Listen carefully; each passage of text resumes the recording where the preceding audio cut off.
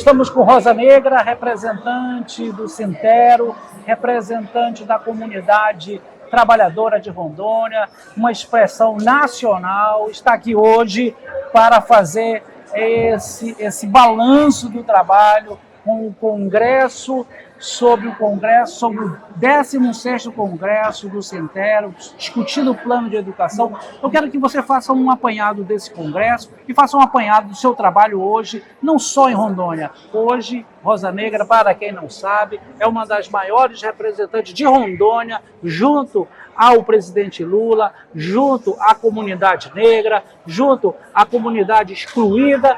Eu quero que você faça esse apanhado para nós. Seja muito bem-vinda, Rosa Negra, ao Fala Aí Sintero. Então, como você já disse, né, eu estou nessas representações. Hoje eu estou à frente da Secretaria de Gênero e Etnia do Sintero. Esse congresso, para nós, ele é um congresso propositivo, é um congresso que nós vamos sair daqui com as demandas do Plano Nacional de Educação. Para isso, estamos tendo excelentes palestrantes aí que estão fazendo um relato de como está a educação no Brasil, mas também no estado de Rondônia. Paralelo a isso, a gente está numa representação como conselheira titular no CNPIR, que é o Conselho de Promoção de Igualdade Racial, e dentro desse conselho a gente está à frente da Comissão Permanente de Ações Afirmativas, que vai trabalhar aí, principalmente a DPF 973, mas também as cotas raciais nos serviços públicos, as cotas nas universidades, e hoje nós temos a felicidade de estar à frente desta coordenação. E também estamos representando o Brasil internacionalmente. Hoje eu já falo sobre a ODS 18, que trata especificamente sobre as causas raciais, e nós estamos falando desde Nova York. Falamos em Nova York, né, no Fórum Nacional e Internacional, fazendo um relato do Brasil, do que o Brasil tem feito para as ações afirmativas e para a comunidade negra desse país. Então, eu tenho essa felicidade de estar à frente e também falando aí, estou chegando do Chile, que fomos para a 9ª reunião dos países latino-americanos e caribenhos para falar sobre a perspectiva da sociedade civil sobre a ODS 18, fazendo um balanço do que o Brasil tem feito, mas também levando a nossa visão enquanto sociedade civil e representante do Brasil para esse fórum internacional. Então esse foi um momento assim muito importante para nós e para o Brasil, e também ouvir os outros países, né? Ouvir os relatórios de o que é que esses países da América Latina e do Caribe estão fazendo para a comunidade negra. A Internacional Rosa Negra falando sobre as políticas afirmativas. Eu quero que você também faça um balanço regional dessa política aqui em Rondônia sobre essas políticas afirmativas. Então, a gente tem um debate, logicamente que tem a lei federal, quando a gente chega no estado, hoje tem que ser regulamentada no estado, e tem a lei que é de autoria da deputada Cláudia de Jesus, que é a cota no serviço público. E tivemos, logicamente, alguns enfrentamentos, mas o diálogo permanente com a educação e com os outros órgãos tem tido um balanço bastante positivo. Logicamente que a gente ainda tem alguns problemas nos concursos no interior do estado, que ainda não tem feito a reserva de vaga de cotas, né? De Paraná é um deles que está aí, não sei como que a gente vai trabalhar isso. A princípio é denunciar e suspender o edital para que o edital saia com a reserva de vaga de cotas, né? Mas a gente tem avançado. Nós temos avançado na política de ERE, que é a educação para as relações étnico-raciais no estado. Temos um diálogo estreito enquanto sindicato, enquanto representante do movimento negro, tanto a nível de estado quanto nacional. A gente tem feito um diálogo mais estreito com a SEDUC, para que a SEDUC dê essas formações para os nossos docentes, né, gestores, educadores e orientadores. Já tivemos um primeiro momento com o lançamento do programa que foi bastante exitoso, né, para 400 gestores, gestores orientadores e supervisores escolares, e agora a gente permanece no diálogo com mais 2 módulos de formação. Paralelo a isso, tem uma plataforma do governo federal que está com todos os cursos de formação de ERE, que é essa educação para as relações étnico-raciais. Inclusive, eu estou acompanhando agora mesmo vou ser formadora em uma etapa no dia 5, junto com o ministro Boulos e juntamente com a ministra Raquel Barros, que vai estar comigo nessa bancada, né, dando essa formação para os agentes territoriais. Porque esses agentes territoriais, eles é que vão trazer toda a demanda da ponta, fazendo relatórios de como que está essa comunidade nos nossos espaços. Então, assim, estamos avançando, né? Temos uma plataforma riquíssima de formação, mas o Estado precisa também se comprometer com essa formação. Segundo os dados da SEDUC, a gente precisa hoje voltar a fazer esse diálogo com eles, 93% dos municípios já aderiram à política de ERE. Por que aderiram? Porque hoje tem um investimento muito alto do MEC para essa política, né? Então, qual é a nossa tarefa enquanto movimento negro, enquanto representantes? É acompanhar e fiscalizar essa política. Logicamente que se tiver algum problema, nós vamos acionar os órgãos competentes para que eles também nos acompanhem, para que de fato de direito à educação antirracista e à inclusão aconteça em nosso estado. Eu não posso deixar de perguntar para a Rosa Negra sobre a política de enfrentamento da violência contra a mulher em Rondônia, ou na mulher em todo o país. O que nós estamos vivendo? O que é essa epidemia de feminicídio hoje no país? O que você atribui isso, Rosa Negra? Na verdade, nós estamos num momento muito crítico, falando de violência contra as mulheres. É um momento gravíssimo.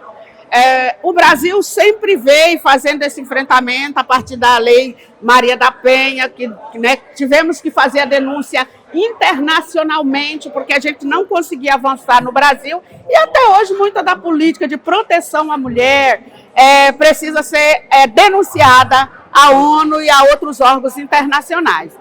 Mas a nossa política, ela tem uma rede, mas essa rede ela tem muitos gargalos. Por que ela tem gargalos? Porque os estados precisam se comprometer com a política de proteção às mulheres. E, na maioria das vezes, os estados não têm tido esse compromisso.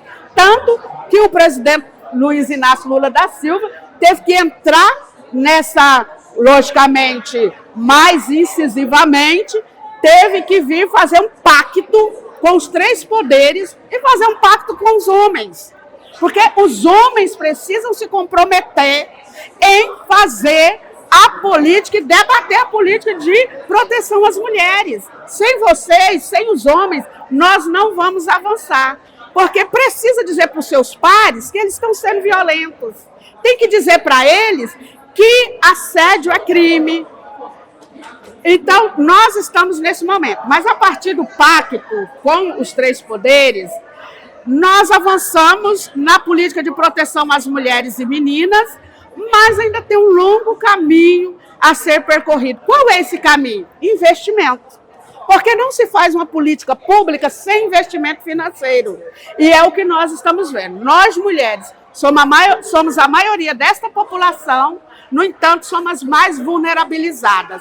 E em todos os quesitos. Agora, a violência que se tornou essa epidemia tem muito a ver com a formação. A gente tem trabalhado a formação, o combate à violência nos nossos sindicatos, nos espaços de trabalho, nos órgãos públicos. Então, a gente avança nesse sentido. Por que as mulheres estão morrendo? Porque nós ainda estamos sobre o controle eurocêntrico, onde os homens mandam, onde os homens decidem, o patriarcado, que é enraizado em nosso país. Fala de pater, né? Ele é estruturado na sociedade, e se a sociedade não entender que precisam vir para esse debate, para esse combate à violência contra as mulheres, a gente está fadado ao fracasso. Então, a sociedade precisamos entender isso. E hoje a gente avançou também, porque hoje, na grade da educação, necessariamente, obrigatoriamente, vai ter que falar sobre violência contra as mulheres. Na nossa formação, nas séries iniciais, desde as séries iniciais. Então, eu vejo como avanço do combate à violência contra as mulheres. Rondônia, tristemente, é o segundo estado que mais mata mulheres. Está no topo do feminicídio. Está no topo das violências sexuais, é o terceiro que mais violenta, que estupram mulheres e meninas. Então, o Estado, eu falo assim, o Estado está no top 5, não necessariamente no bom sentido da política pública, de inclusão e defesa de mulheres e meninas. Então, a gente tem feito um diálogo estreito com o Ministério Público, Defensoria Pública, com o TJ. Ontem a doutora Miriam estava aqui falando de violência contra as mulheres. Tem feito um grande trabalho dentro da Rede Lilás. Nós temos a Rede Lilás em Rondônia, que compõe vários entes, essa rede, Patrulha Maria da Penha, as delegacias, Ministério Público, TJ, Defensoria Pública, a sociedade civil organizada. Nós estamos nessa ponta dialogando com todos, então uma rede de enfrentamento. Quais são os gargalos de Rondônia? Os municípios. Porque nós temos a Rede Lilás em Porto Velho. Não lá na ponta. Não lá na ponta onde as mulheres estão. Você precisa visitar esses municípios, você precisa identificar esses municípios. E nós fomos para esses municípios. Enquanto Conselho da Mulher, nós fizemos em plena pandemia, nós visitamos 32 municípios.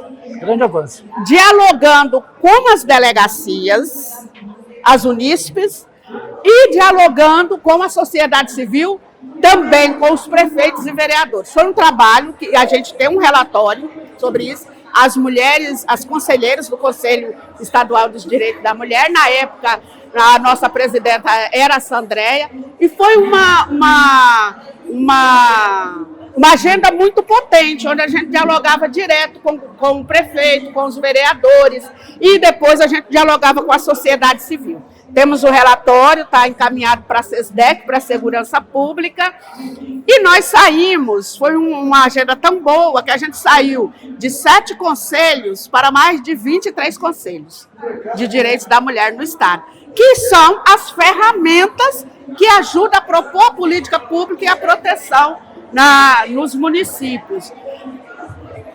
A nível de governo, a gente ainda tem um caminho a seguir.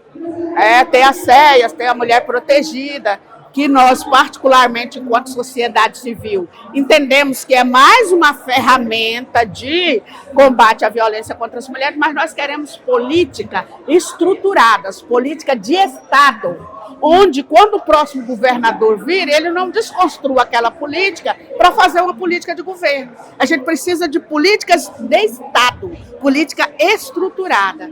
Então, na questão das mulheres, nós estamos caminhando, logicamente que com o pacto agora pela vida das mulheres, a política vai ter um investimento maior, inclusive do governo federal, para o Estado, sim, e nós vamos monitorar o que é que está sendo feito. Agora, a gente ainda tem o gargalo da delegacia, por exemplo. A delegacia dos direitos da mulher, a de proteção, ela fecha 2 horas da tarde, e ela, às 14 horas, e ela não abre nos finais de semana. Que pese que a gente tem plantões, a gente tem telefones, de contatos emergenciais, mas isso não é o suficiente. E nós fizemos um debate para que a delegacia não fique lá na Zona Leste. Ela precisa ser central. E a delegacia está há mais de 5 anos esperando uma reforma. São problemas estruturais que o governo precisa avançar, que essa política de combate à mulher precisa avançar. Rosa Negra é esse ponto importante que precisa também estar mais presente conosco no interior do Estado, com a sua fala, com a sua presença. Rosa Negra, é uma satisfação tê-la aqui. Queremos que você nos visite em Vilhena, no Cone Sul, que você esteja mais presente pelo seu trabalho, pela sua importância. São muitos assuntos, nós vamos voltar um Fala Sintero com você, a gente vai ter um podcast exclusivo com você, falando de todo o teu trabalho. Porém, é o seguinte, nós queremos saber a tua mensagem. Amanhã é dia 1º de maio, Dia do Trabalhador. Qual a mensagem que fica da Rosa Negra para as trabalhadoras, para os trabalhadores? Enfim, sua mensagem, suas considerações finais. Fique à vontade. Agradecer por esse momento com vocês. É muito bom a gente falar do que está sendo feito, o que precisa fazer ainda. E amanhã, dia 1º, Dia dos Trabalhadores e das Trabalhadoras. É um marco para nós, importante. Nós ainda temos um longo caminho, né? Temos aí a escala 6x1, que vai trazer dignidade, a redução da carga horária de trabalho, que vai trazer mais dignidade para a trabalhadora e para o trabalhador do nosso país e do nosso estado de Rondônia. Dizer que sem esses trabalhadores e trabalhadoras, esse país não estaria no patamar que está hoje, e da importância de cada um de nós nesses espaços, na educação, na saúde, na política, nos espaços onde nós estivermos desenvolvendo o nosso trabalho, da importância de cada um e de cada uma. Nós sabemos que ainda o trabalho ainda está muito precarizado. Embrionário, né? É estrutural, né? A gente ainda vive sobre a tutela dos coronéis. Muito difícil, né? Da exploração. Então, Dia do Trabalhador também é um dia de reflexão, né? E do que tem sido feito para esse público.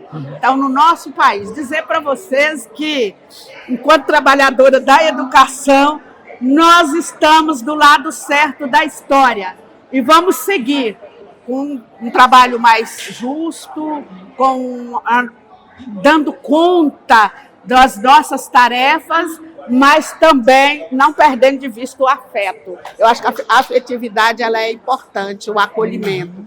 E fala final, cuide de sua saúde mental. Não se coloque em espaços que são poluídos ou nocivos. Não entre nesses espaços, né? Para cuidar mesmo da nossa mente, do nosso intelecto e da nossa saúde mental. Feliz Dia dos Trabalhadores e das Trabalhadoras para todos nós. Grande abraço.